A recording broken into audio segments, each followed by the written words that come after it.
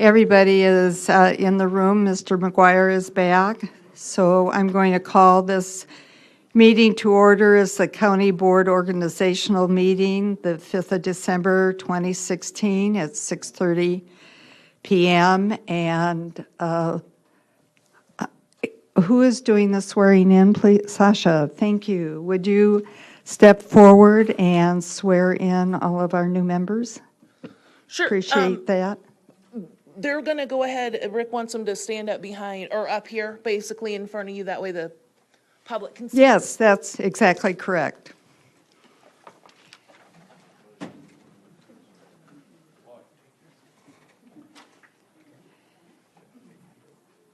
then just so you guys know, at your desks, there are your white O's, so you're going to basically, we're all going to say, you can leave it at your desk, we're all going to say this together.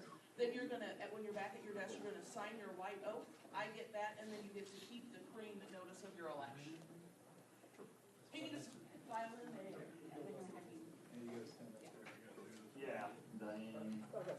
Oh, yeah.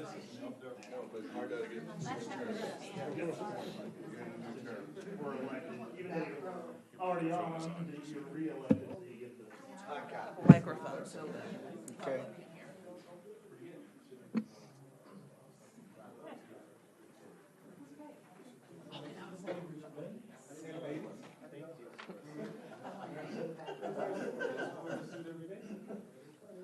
All right, so you're all going to raise your right hands. You're just going to repeat after me. Where I say I, you just all say your individual names, and then I'll pause for it. It'll say County Board Member District. Just say your own district. So having been elected to the office of County Board for District in the state of Illinois in the county of Champaign, aforesaid do solemnly swear or affirm that I will support the Constitution of the United States and the Constitution of the State of Illinois, and that I will faithfully discharge the duties of the office of County Board for District to the best of my ability. To the best of my ability. Congratulations.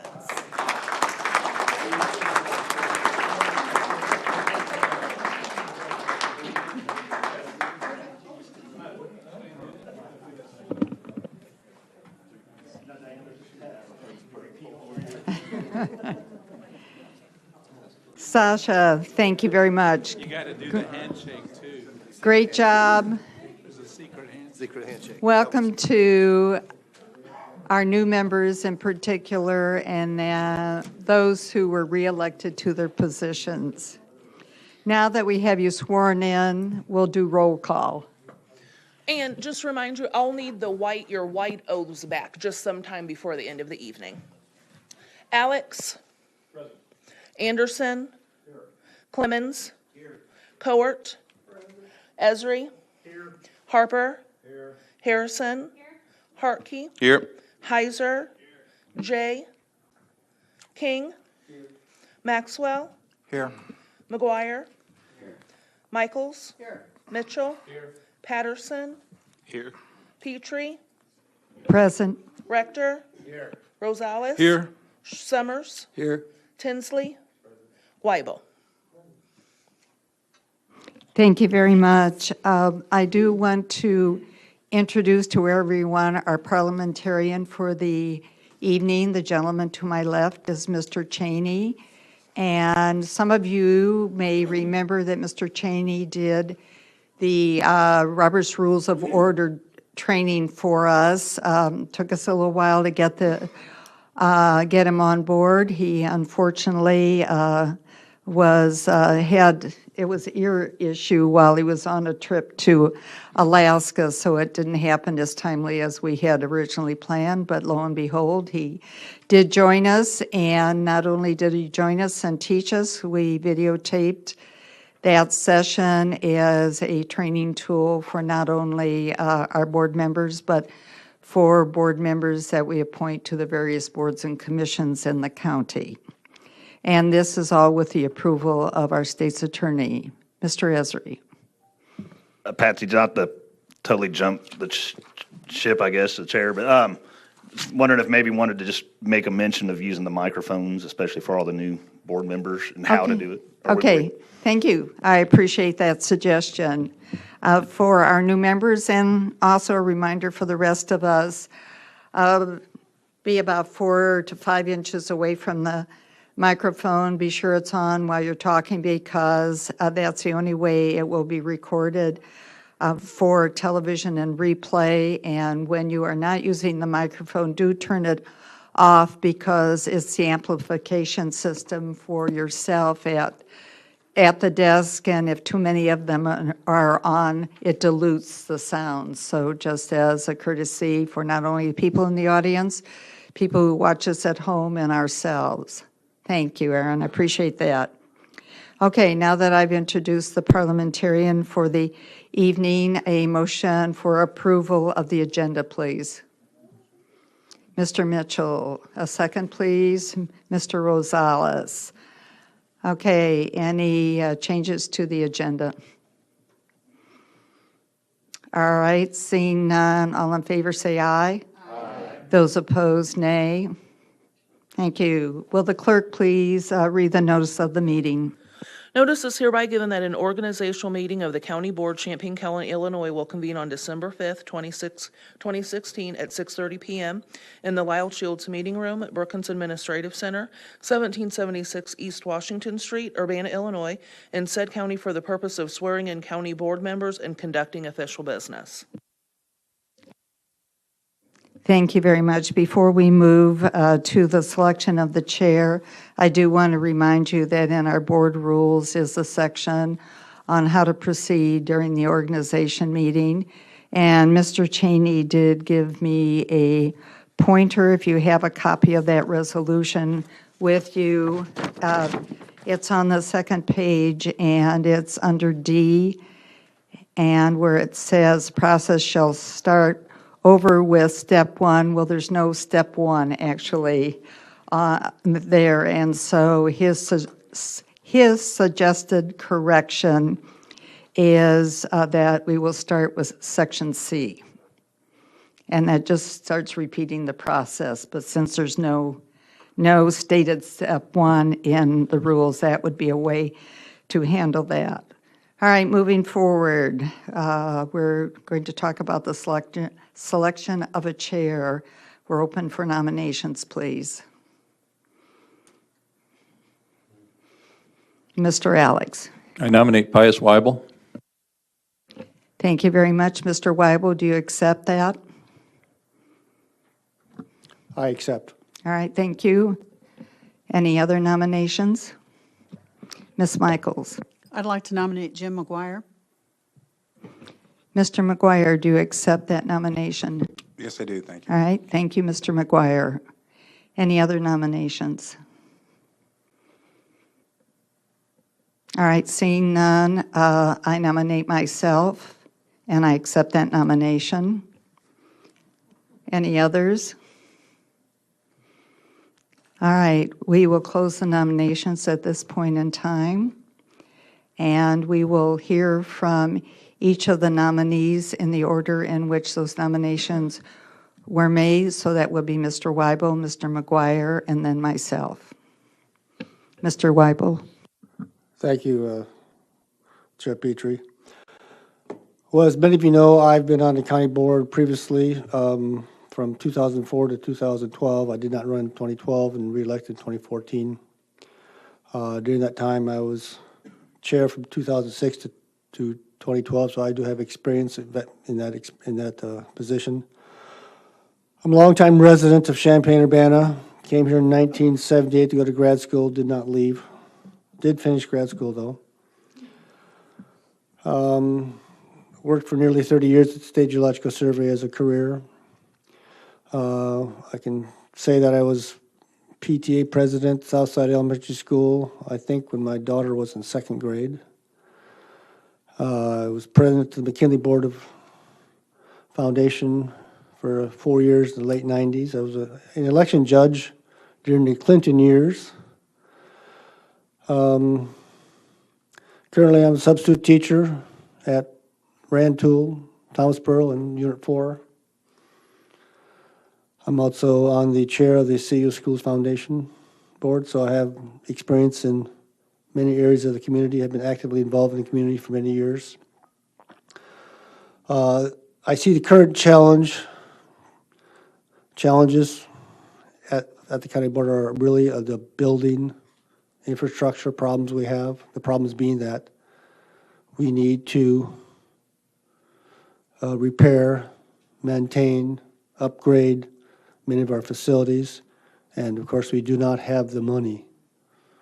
We will have to come up with some ways of doing that. Perhaps we need, certainly I think the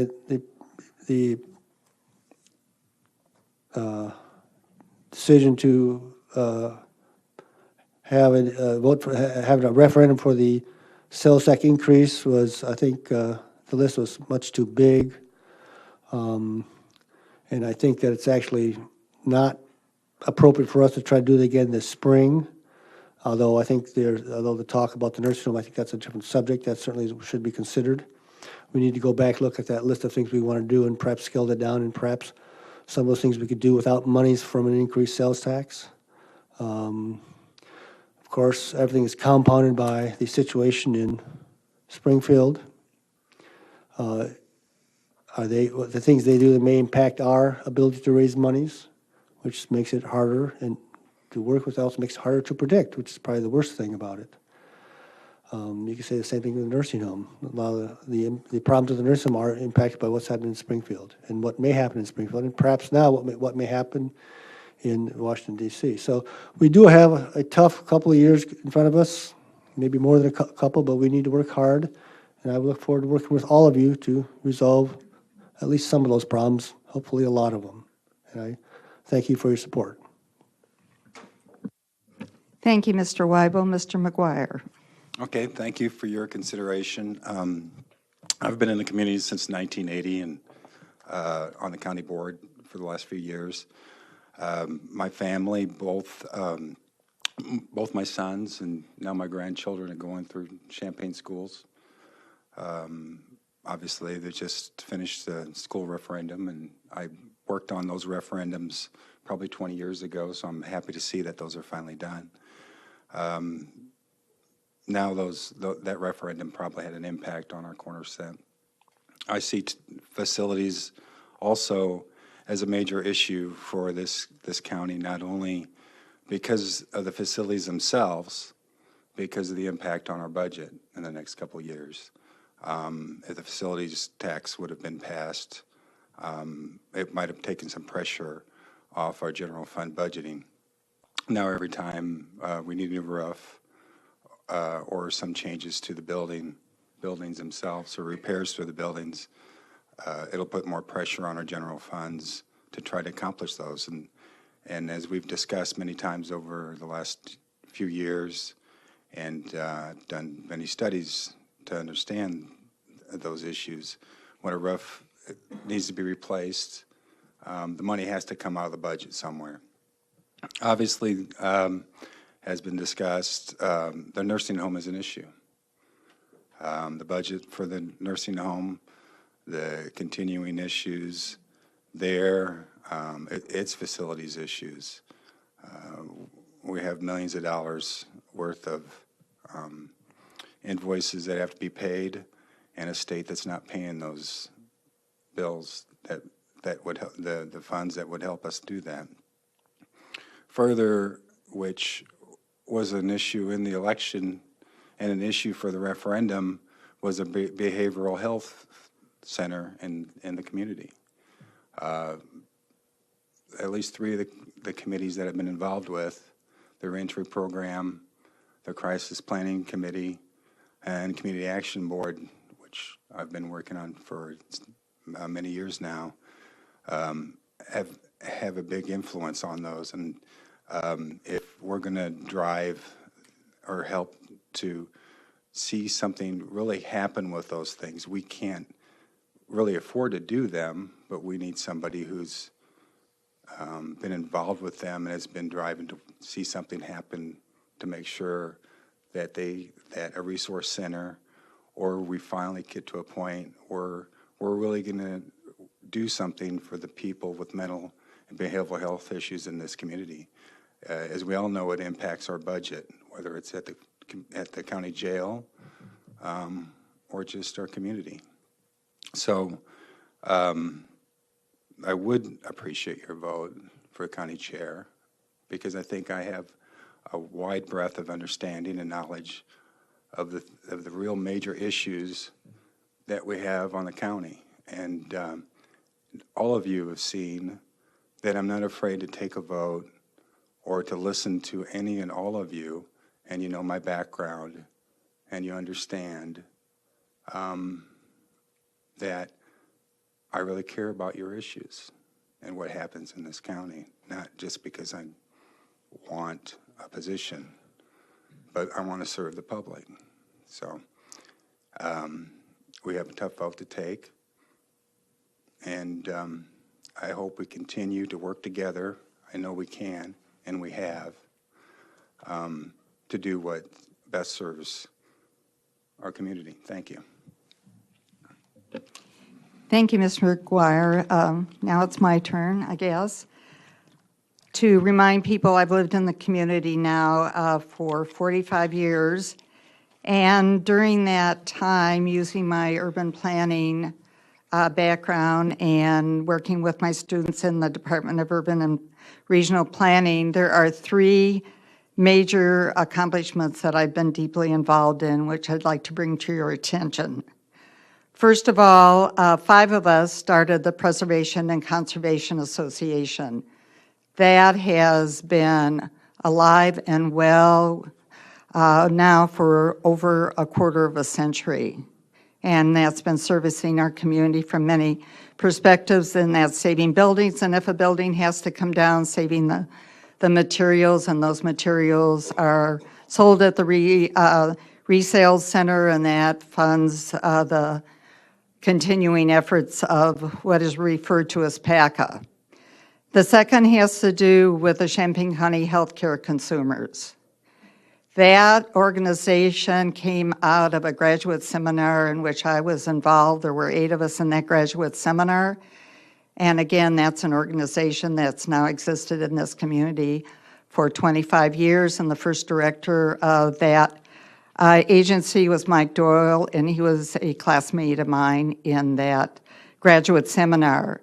And the most recent project is the John Street Watershed Project. That was 8 of us who got that project done in collaboration with the city of Champaign. That was a huge public works project, and we were able to capture AARA money that was available at that time. That project went along John Street from Neal all the way to Willis, and that was a 2-year project, and that's stormwater management to mitigate the flooding that's gone on in that area forever. Records show from the late 1800s, and that is the model project, then moved to West Washington, and now further west on Washington to mitigate the flooding that exists there.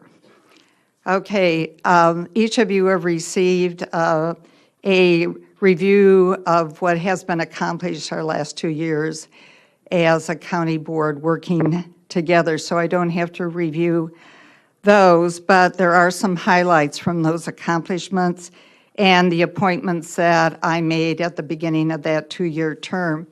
And one of those major accomplishments, which we have never had before, is an action plan for our county facilities. And that is a huge accomplishment. I listened to Stan James, who was chair of facilities the previous 2 years, complained that nothing is getting done with the facilities. And the 2 previous years to that, he sat behind me and he complained then too. And so now we have an action plan, and I think that a group of county board members should be very pleased and proud of that accomplishment, because it's a huge step. That moves us to what we will be doing next, which I have in my list of upcoming things, We also approved the Racial Justice Task Force, which again, people should be very proud that that was accomplished by that county board. We did try to generate additional revenues for the county through the quarter-cent sales tax. Unfortunately, it did go down, but it's a lesson. And in our community, I'm not aware of any referendum that passed on the first round. So look at it as the first rung of a ladder. That's what urban planners tend to do. We look at things step by step. And we will have to address that as we move into this new term. A second thing that did not pass was the resolution to merge the county clerk and the recorder, and that came up for a vote twice, and that did not pass, unfortunately. Right now, in 2020 hindsight, that saving of $120,000 with the fact that we have an elected county executive on the horizon would have helped our budget. And the last thing of importance to mention that I've been able to put to rest some of the angst that did exist in the supervisor of assessments office and an issue that came up in that office, very quietly settling that at no cost to the county as compared to what previously happened with supervisor of assessment. I've also been able to stabilize the Board of Review and clean up some long-term other board appointments where there were conflicts of interest. So moving forward to what we have before us, we have a question of a study session on this agenda, and there is an immediacy to that. The immediacy to that happens to be the nursing home. And the reason for that is Mr. Weibel has already referred to the state of the state and the cash flow issues that not only pertain to our nursing homes, to other social service agencies, but we have to think about our nursing home. And there is a cash flow issue which is putting a huge burden on that home. And part of a forthcoming study session is how do we resolve that. Our first chance to resolve it is the April 27 election. If it doesn't, the choice is not to do it then. The next one is March of 2018, and then the last one is November of 2018. The next is an implementation of the Facilities Action Plan. Again, the quarter cent didn't pass, so it's very clear we're going to have to do some adjusting to that plan and how we will be going forward and whether it is useful to go forward with a sales tax again, but truncate the length of time and maybe tighten down the focus of it, and that it be, again, emphasizing this is for facilities. And then nobody has mentioned IT, and that needs to start. That's a 10-year plan that it'll take us 10 years to revamp. We haven't done anything for 40 years on IT. We do have some bonds that are going to be coming, opening up at the beginning of 2018. That gives us approximately 8 to 9 million to work with, which we can think about in relationship to IT. That cost right now is being quoted at about 5 million. Continue all appointments as I've done them in the past, using the process of vetting and seeking out applicants. We have an issue in our community about job availability. That's something that the Racial Justice Task Force is looking at in relationship to a high need, not only jobs, but apprenticeships and other educational opportunities for our marginalized populations. Something else that I have been working on, and it does need to be continued, and that is, as far as I can figure out, there is a consensus in this community that we need a community crisis center. I don't hear any arguments about that. The main issue is how do we find a permanent funding source for it? Because we know if we don't have a permanent funding source, that's set up for failure, and that's not what we want to happen. I have some ideas on how we can go about doing that, and that's something that we need to have on our plates for this next 2 years. And the last but not least is the change of government that was voted for in November, and that is a countywide elected executive, and there's a lot of groundwork that will need to be laid by this particular county board these 2 years in preparation for that change of government. So I've laid a good groundwork in the past 2 years with the help of my fellow county board members, and I think it's very important for continuity and for us to be sure that we get all of these things done at the end of these 2 years for me to continue as board chair, and I appreciate the help given these past 2 years, and I look forward to your support for the next 2 years. Thank you very much. Now, we will have the vote on those who have put forward their names to be considered for chair. It will be a roll call vote, and when you vote, you don't say yes or no. You name the individual for which you are voting, and so would the clerk please start the process? Alex, Weibel. Anderson, Petrie. Clemens, Petrie. Coert, Esri, Petrie. Harper, Harrison, Hartkey, Pius Weibel. Heiser, Weibel. King, Weibel. Maxwell, Petrie. McGuire, Petrie. Michaels, Patsy Petrie.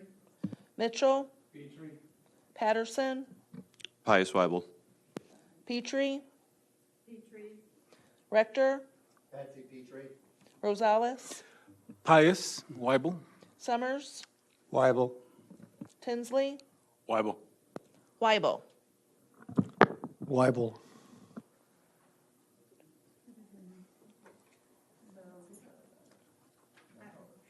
I did not get Ms. Coert's vote. I'm sorry, I didn't hear you. All right, thank you. So, okay, 11 to 10, all right. All right, checking on the count is 11 to 10.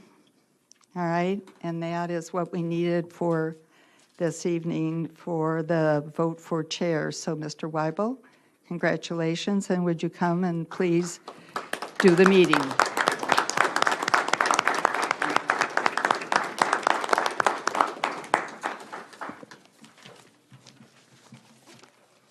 Oh, my shoes on. Yeah, just know my shoes on. Untied.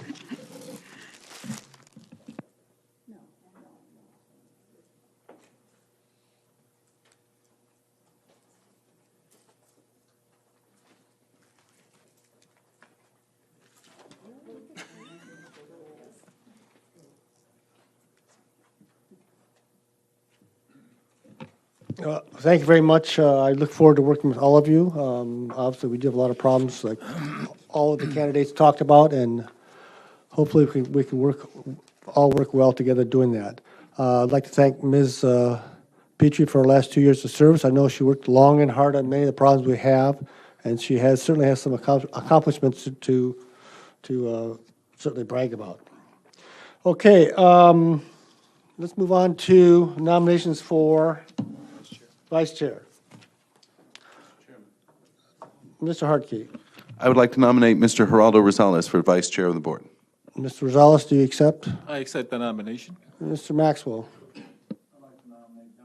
I'd like to nominate Diane Michael for Vice Chair of the Board. Ms. Michaels, do you accept? Ms. Michaels will accept. Are there any other nominations?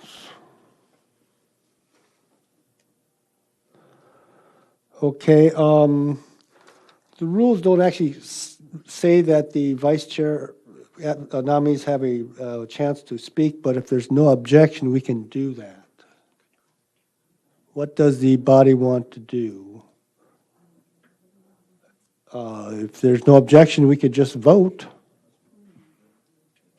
I see no objection, so then let's call a roll call, please.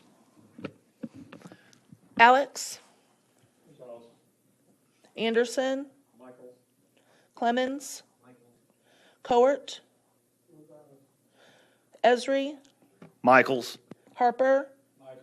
Harrison? Hartke? Rosales. Heiser? Rosales. King? Rosales. Maxwell? Michael.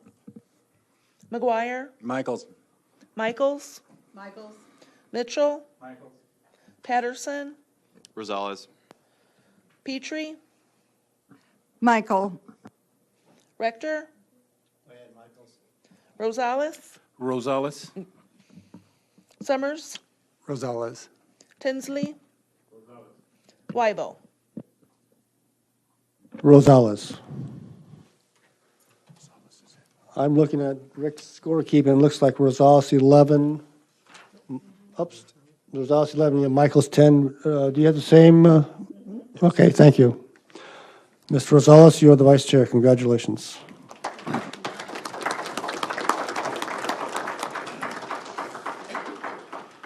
The next items on the agenda, items 8 through 13 are the appointments and both to committees and liaisons. I'm not prepared to do that, therefore I would ask the board to not object to doing this at the regular county board meeting, as is actually in the rules of the county board. We're allowed to do that. Is there any objection to that? Very good. So then we'll move on to item 14, review of per diem and mileage reimbursement. Are you ready to do that, Mr. Snyder? I'd be happy to do that, Mr. Chair. The compensation for county board members for per diems was established in Ordinance 885, adopted in May 19th, 2011. County board members will receive a per diem payment of $60 for meetings of the county board, standing committees, or committee of the whole. The per diem payment for all other meetings, so special committees, subcommittees, labor negotiations, or other meetings designated by the county board, shall be $45. A county board member may only receive one per diem payment for any given day, even if they attend more than one meeting on that day. However, mileage reimbursement is allowed for every meeting attended. You'll be reimbursed at the standard IRS mileage reimbursement rate, and should note here that reimbursement or accepting reimbursement is optional. I'm ready to stand for any questions on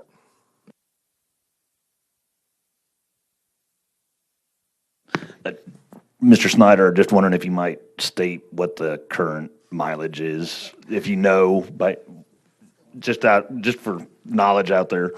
You know, I don't know off the top of my head. I don't know if it was 54 cents. I believe that's right. Okay, we'll go with 54 until proven otherwise. Just curious, thanks. Mr. Alex. And Mr. Snyder, can you let any board members who are so inclined know the procedure for opting out of mileage reimbursements? Because I know that a number of us do that. You can contact me and I will take care of that.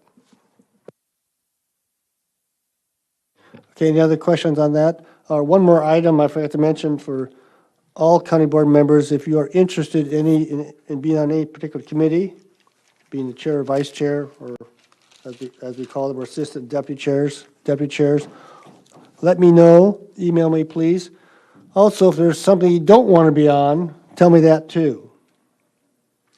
And also, if you're interested in any of the liaison appointments, Mr. Snyder, would you send out a list of those, please? Perhaps tomorrow to all the county board members. Take a look at that. Let me know if you're interested in any of those too. All right, the next item is Ms. Michaels. Just real quick. Is it all right if we give that information to our caucus chair and then they could kind of hand it to you, or do you want it all separate? No, that's Well, that's- otherwise you get about 20 That's emails perfectly coming to fine. I sat next to Mr. Guire and we can deal with that. you. Okay, thank you. Yeah, if you want to do it through the caucus chair, that's fine. The Democrats can do that too. It doesn't matter to me. One less email. Thanks. Okay, Let's move on to the next item, approval of study session regarding the Champaign County Nursing Home. Again, Mr. Snyder, are you prepared to talk about this? Yes, Mr. Chair. At your desks, you'll have a copy of a memo that I drafted regarding a recommendation that was advanced from the Nursing Home Board of Directors last Wednesday. The Nursing Home Board discussed a number of different options. Actually, there was a matrix that I'd put together, and it summarized different ideas that had been considered over the past few months regarding the way to move forward with the nursing home, both in terms of its operational difficulties and also its financial situation.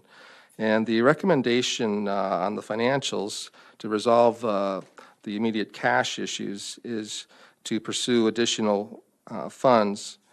The total amount estimated is approximately $12 million over a period of 6 to 7 years, possibly as long as 10 years. That's broken down at $7 million for capital expenses, which includes both deferred maintenance of $2 million plus additional funds for strategic capital, $3 million for operational reserves so that there's an operating fund balance. Currently, there's zero in the operating fund balance. And then about $2 million for accounts payable that are over 90 days in aging. The home has requested that the board consider a ballot question for an increase in the nursing home operating levy for 10 years.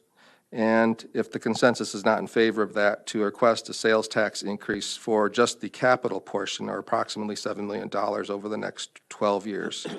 We've also asked the county administrator to talk with the state's attorney's office to see if that a property tax can be sunsetted as we had proposed in the quarter-cent question this fall. So I'll be happy to answer any questions you may have. Actually, we should restrict the questions whether or not we want to have the meeting, I think. We don't really want to discuss this item right here. That's what obviously what the special meeting is for. So the question is, Mr. Hartman. Yeah, what would be the date of this study session, and that would still provide us time to have action at the full county board meeting in December to place this on the ballot in April, correct? Mr. Snyder, do you have, we want to have I think we want to have before the regular county board meeting this month. Yeah, the county board meeting is on the 15th, so you would need to probably schedule it, I would suggest, maybe around the 13th next week. That is, Tuesday. The final deadline is going to be January 15th of 2017. That's the date that's 79 days prior to the April election. So any resolution advancing a ballot question would have to be adopted by the board by that date. Mr. McGuire. Mr. Alex up first? I'm sorry. Oh, Mr. Alex. Wasn't watching you, Jim. Go ahead. Well, the only thing I would ask, and I don't want to get into it either, but is the only thing that we're going to be able to discuss is it's $12 million, or are we going to be able to discuss other opportunities to help the nurses? I think we could talk about other things too. Certainly you could contact Mr. Snyder ahead of time, but certainly we want to talk about the things they have here. Mr. Alex.